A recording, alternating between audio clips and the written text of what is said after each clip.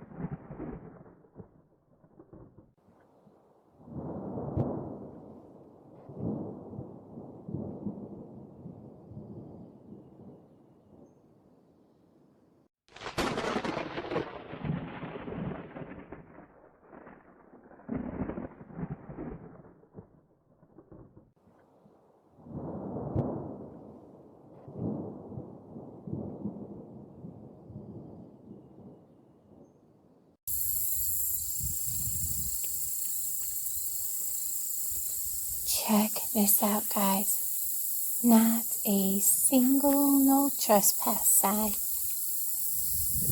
And the gate's not locked. Let's see if we can get in. Do you guys know what this is? I do.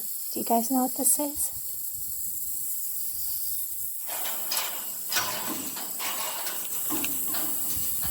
Okay, I'm having a hard time. I can't get the gate. Look at that. Guys, I'm going to go see if I can find another way in. I was driving down this dirt road and look at what I found. Yes! Let's see if we can get in.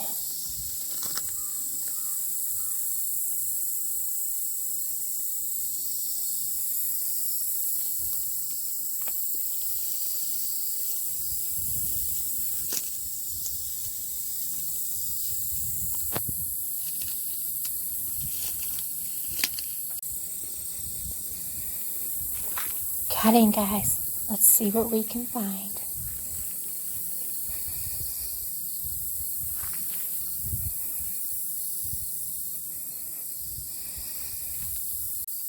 I am at a Minuteman Missile Silo Command Center, and we're just going to look around. We're just going to take a look around. I'll tell you some information about it.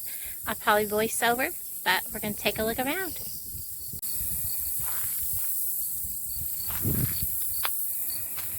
It's a shame that, kids come to places like this and just destroy things.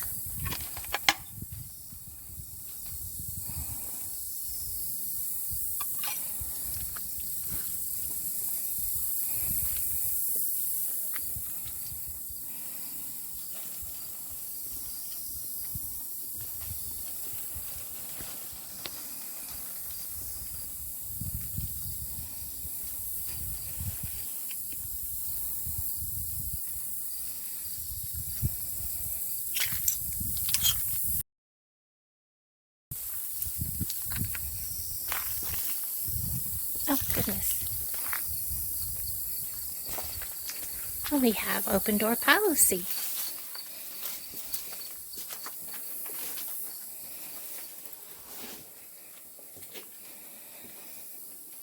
Look at the size of some of these wires.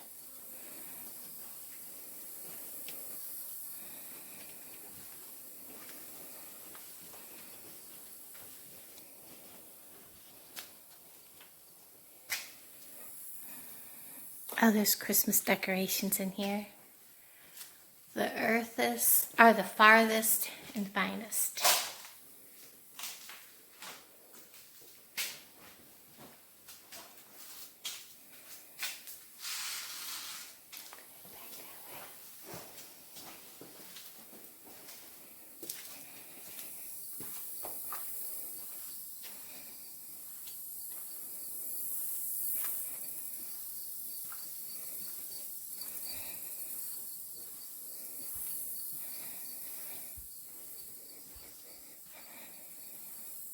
Oh wow, look at how big this place is, guys.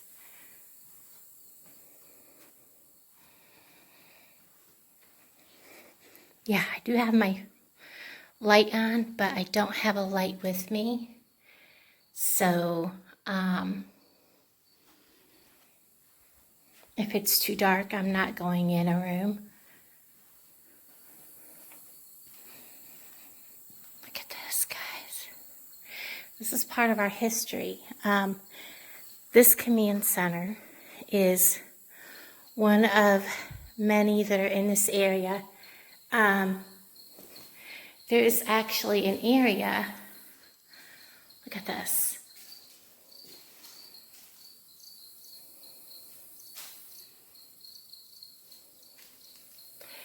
And down in the ground,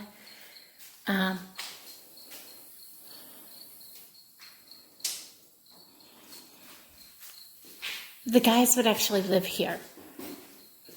It's a military post, was a military post, and the guys would actually live here.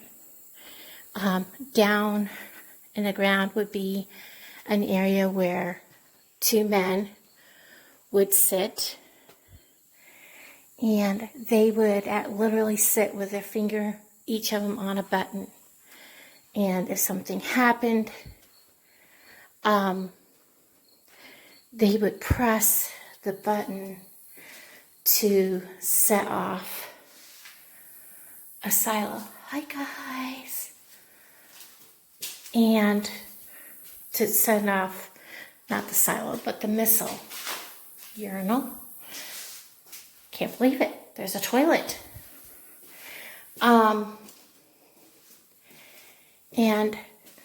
But it can only happen if, and this would be apparently possibly a bedroom for one of the men that were here. And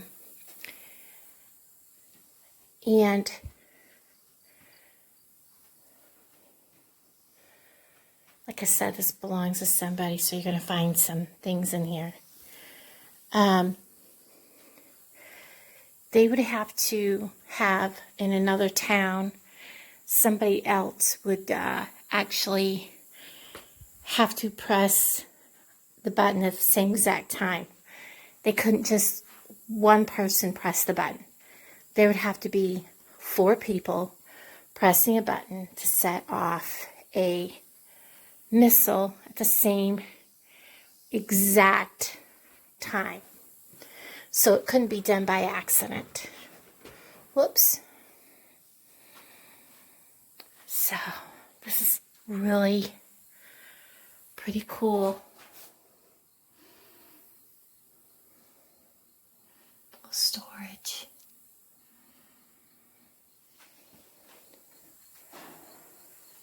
This is amazing. I wanted to see one of these for a very long time.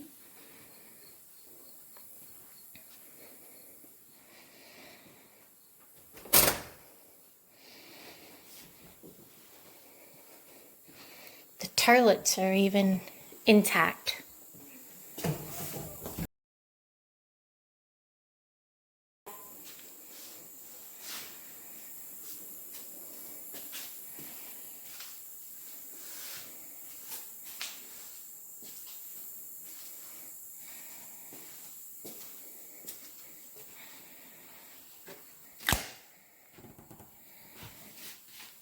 Oh, this toilet's nasty.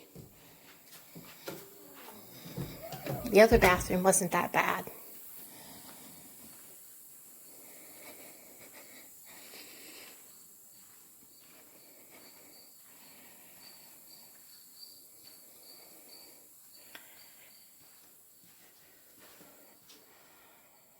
This must be like office area. A toilet and seat in the middle of the floor.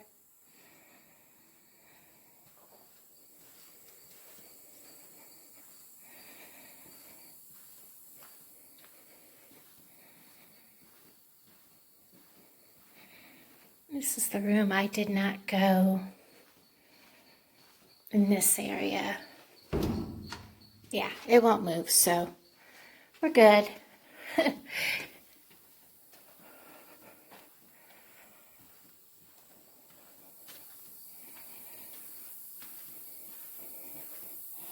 Saving Private Ryan.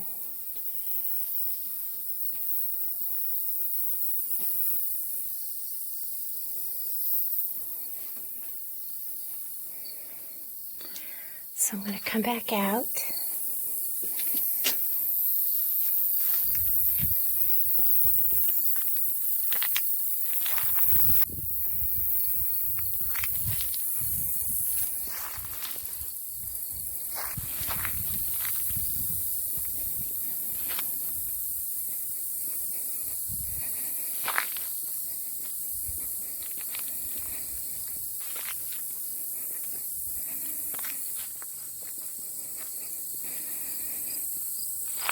What is this hatch-looking thing? It's actually to hold a huge antenna.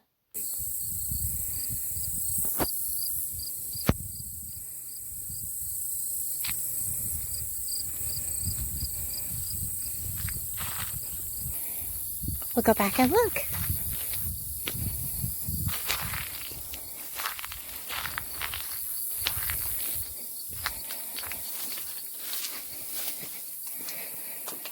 Okay, so come back in here. Elevator room.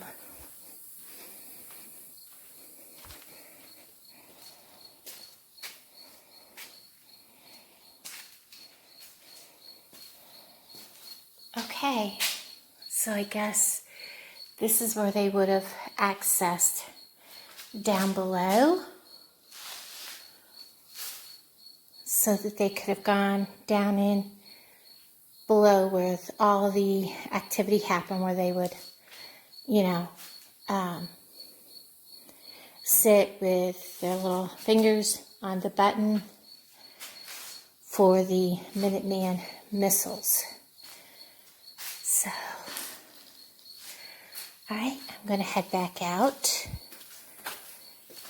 I didn't go this way. I don't think there's anything really over here to look at. And there wasn't. Kids destroy stuff. It's terrible. But, okay guys.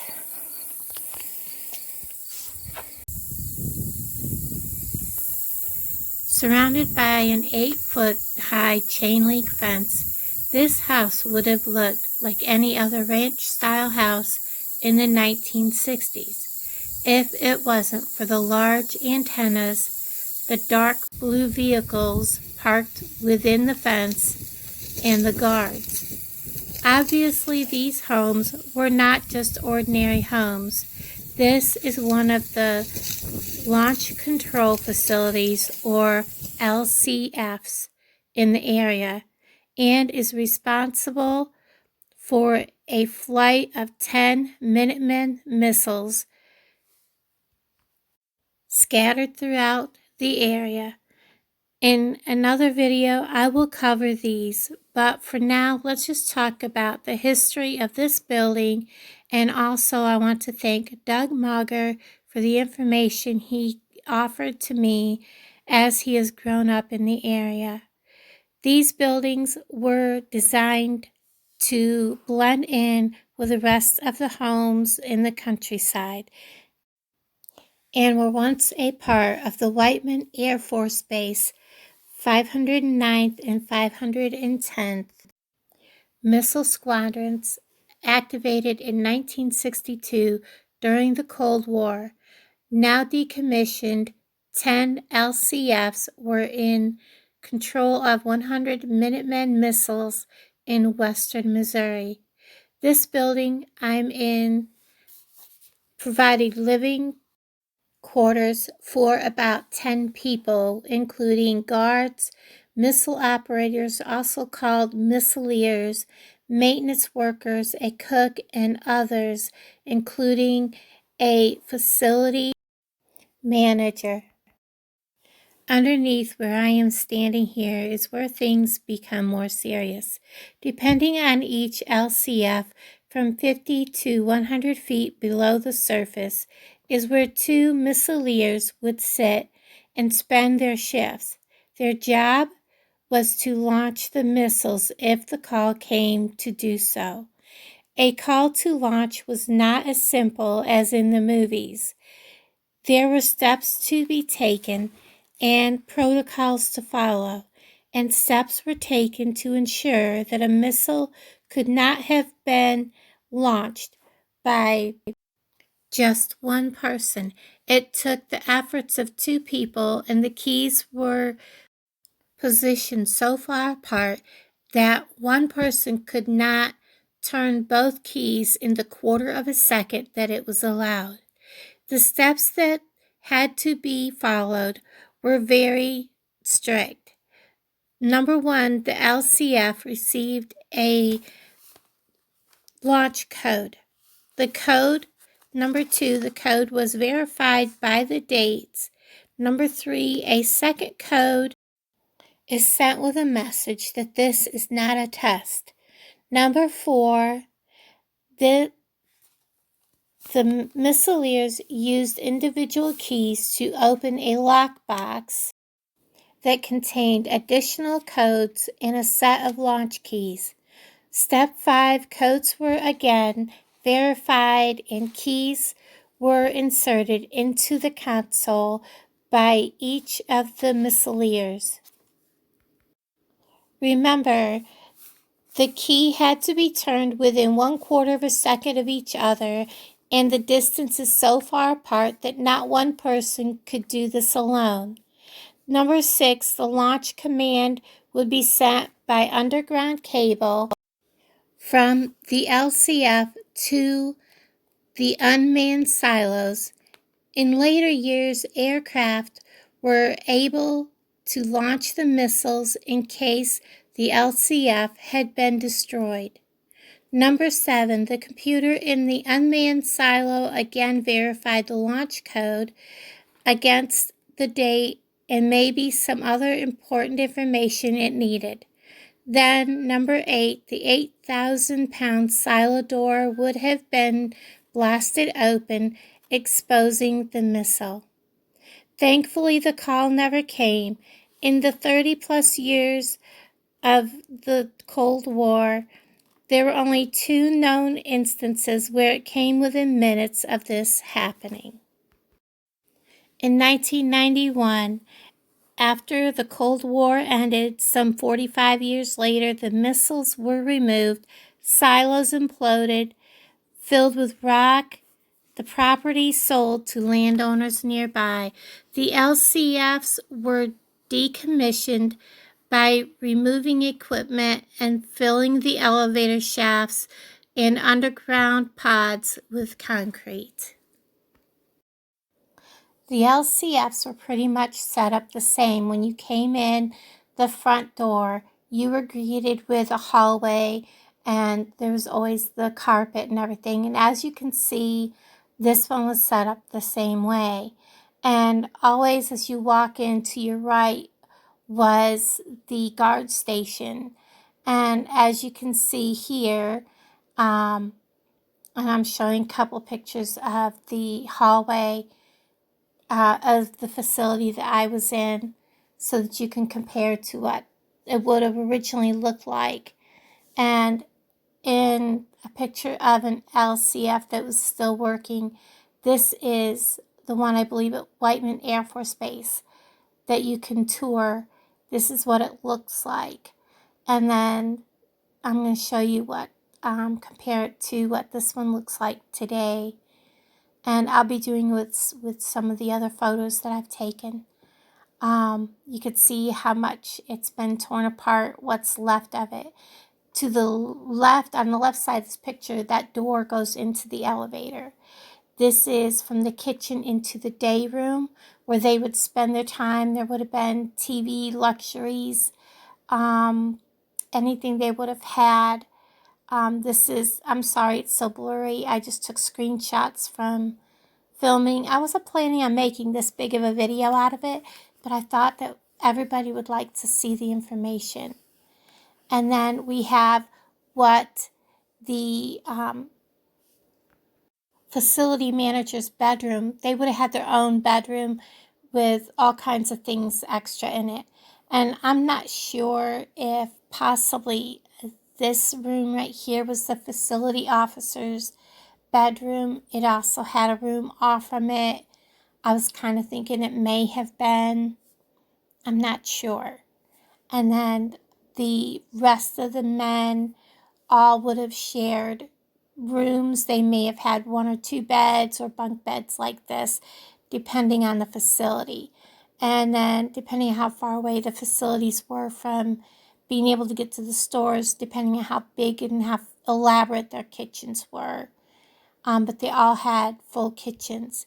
They also had their own containment for water, their own containment for fresh air and stuff like that. And this was their water pump and things. They had several types of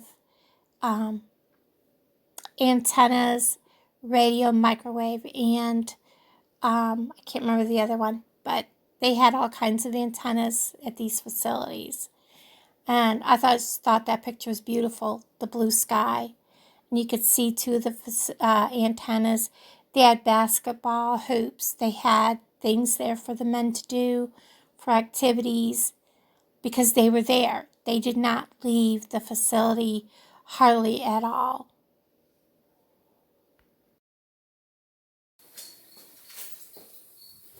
Okay, everybody, I hope you enjoyed this video. I really enjoyed this. I finally got to come into one of the command centers here. And one of the other places I want to go to is to see one of the missile silo sites. There's really nothing to see. It's just, what do you call it? Fenced in area because everything's been taken apart. But guys, this is an amazing place to come to. Don't destroy these places. It's sad to see. But thank you everybody for watching. I'll talk to all of you guys down in the comments below. Bye guys.